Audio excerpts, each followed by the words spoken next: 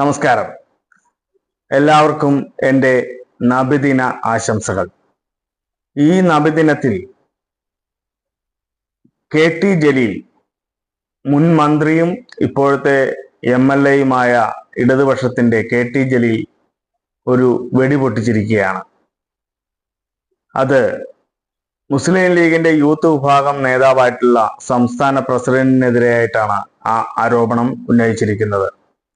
കഴിഞ്ഞ 10 വർഷമായി യൂത്ത് ലീഗിന്റെ സംസ്ഥാന പ്രസിഡന്റായിട്ടുള്ള PK ഫിറോസിനെതിരായിട്ടാണ് ഈ ആരോപണങ്ങൾ KT ജലീൽ ഉന്നയിച്ചിരിക്കുന്നത്. അനധികൃതമായി സ്വത്ത് ഉണ്ടെന്നും അതുപോലെ തന്നെ മാസം നല്ല ശമ്പളവും പല കമ്പനികളിൽ നിന്നും വാങ്ങുന്നുണ്ട് എന്നുള്ളതാണ് ഇപ്പോൾ KT ജലീൽ ഉന്നയിച്ചിരിക്കുന്ന ഒരു പ്രധാന ആക്ഷേപം. അത് ഇന്ത്യൻ കമ്പനിയല്ല, വിദേശത്തുള്ള ഒരു കമ്പനി ആണെന്നാണ് ഇപ്പോൾ പുറത്തു വരുന്ന വിവരങ്ങൾ അനുസരിച്ച് മനസ്സിലാക്കാൻ സാധിക്കുന്നത്.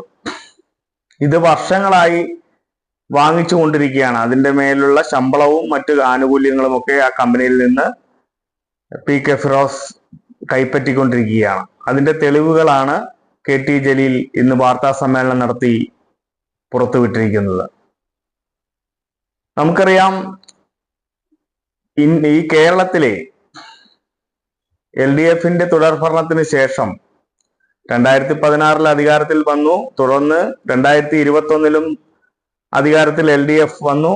വീണ്ടും മൂന്നാമത്തെ ടേമും LDF ഭരിക്കുന്നതിന് വേണ്ടിയിട്ടുള്ള ഒരു സാഹചര്യത്തിലേക്കാണ് ഇപ്പോൾ കേരളം നീങ്ങിക്കൊണ്ടിരിക്കുന്നത്.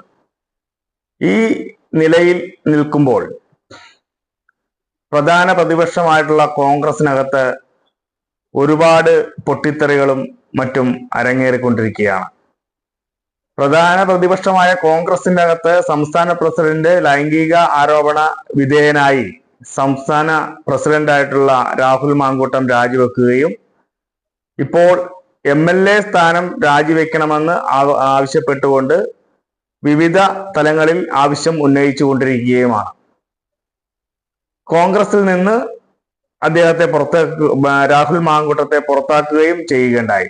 അതിനുശേഷം ഇപ്പോ മുസ്ലിം ലീഗിന്റെ UDF-ന്റെ തന്നെ പ്രധാന കക്ഷിയായിട്ടുള്ള മുസ്ലിം ലീഗിന്റെ പ്രധാനപ്പെട്ട ഒരു നേതാവാണ് സംസ്ഥാന നേതാവായിട്ടുള്ള PK ഫിറോസ്. PK ഫിറോസിനെതിരായിട്ടാണ് ഇപ്പോ ആരോപണം ശക്തമായി KT ജലീൽ ഉന്നയിച്ചിരിക്കുന്നത്. എന്തായാലും ഇന്ന് വാർത്താ സമ്മേളനം നടത്തിയതിന്റെ പ്രസക്ത ഭാഗങ്ങൾ നമുക്ക് ഈ വീഡിയോയിലൂടെ കാണാം. ഇൻഫർമേഷൻ അതിലാണ് ബേസിക് സാലറി 12,000 ദിർഹം, UAE ദിർഹം. Total salary 20,000. Allowance transport 2,000. അപ്പോൾ 20 + 2 22,000 UAE ദിർഹമാണ് ഇദ്ദേഹത്തിന് ശമ്പളം എന്ന് ട്രാവൽ അലവൻസും ടോട്ടൽ സാലറിയും എന്നാണ് പറയുന്നത്. ഇതാണ് അതിൻ്റെ ആ കോൺട്രാക്റ്റിൻ്റെ ശരിക്കുള്ള ഫുൾ രൂപം ഇതാണ്. അപ്പൊ 5.25 ലക്ഷം രൂപ പെർ മന്ത് ഫിറോസ് എന്ത് ചെയ്യുന്നുണ്ട്? ശമ്പളമായിട്ട് വാങ്ങിക്കൊണ്ടിരിക്കുന്നുണ്ട്. അത് എന്ന് മുതൽക്കാന്നറിയാം, അതും കൂടി പറയാം. 20/3/2021 മുതൽ വാങ്ങിക്കൊണ്ടിരിക്കുന്നുണ്ട്. 21/3/2024 മുതൽ 21/3/2024 മുതൽ ഒരു കൊല്ലത്തിലധികമായി. ഇതിന്റെ എക്സ്പയറി ഡേറ്റ് ഇത് അവസാനിക്കുന്നത്, ഈ കോൺട്രാക്ട് അവസാനിക്കുന്നത് 20/3/2026 20/3/2026.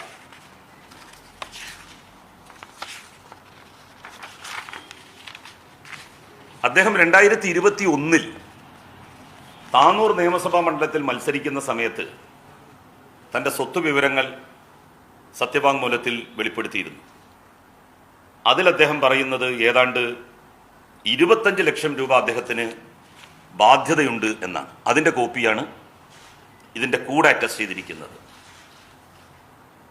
അതിൽ ദീപക് 8 ലക്ഷം, രാജീവ് 2 ലക്ഷം, സൽമാൻ 2 ലക്ഷം, ഇസ്മായിൽ 2 ലക്ഷം,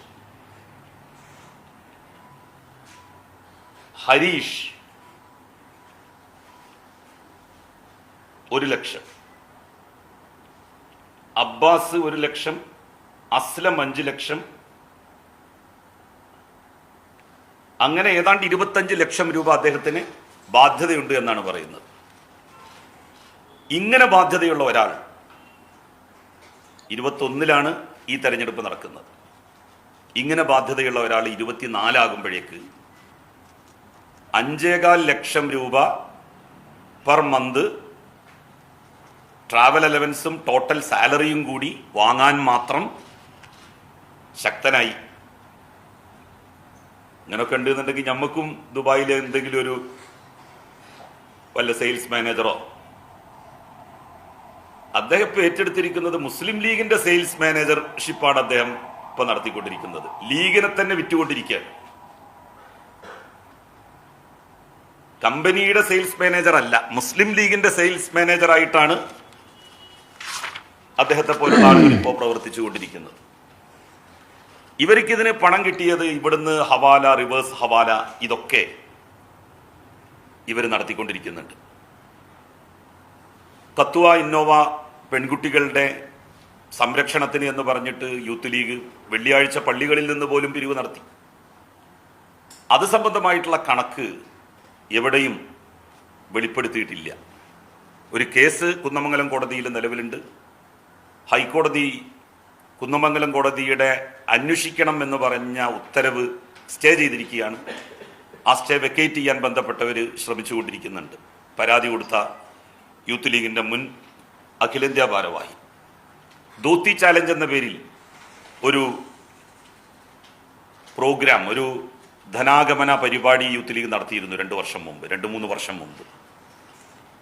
യൂത്ത് ലീഗുകാരനെയാണ് ഈ കാര്യങ്ങളൊക്കെ എനിക്ക് എത്തിച്ചു തരണം കേട്ടോ. അല്ലാതെ ഇപ്പോൾ ഈ രേഖയൊക്കെ ഇപ്പം എനിക്ക് എവിടുന്ന കിട്ടുക, ദുബായിലുള്ള രേഖയൊക്കെ ഞാൻ ദുബായിലത്തെ ഇവരൊന്നുമല്ലല്ലോ. ഇതെല്ലാം അവർ തന്നെയാണ് എത്തിച്ചേരുന്നത്. ഇവൻ അടക്കമുള്ള ആളുകൾ ചെയ്യുന്ന ഈ പാർട്ടിയെ കരുവാക്കി ചെയ്യുന്ന സാമ്പത്തിക ഇടപാടുകൾ,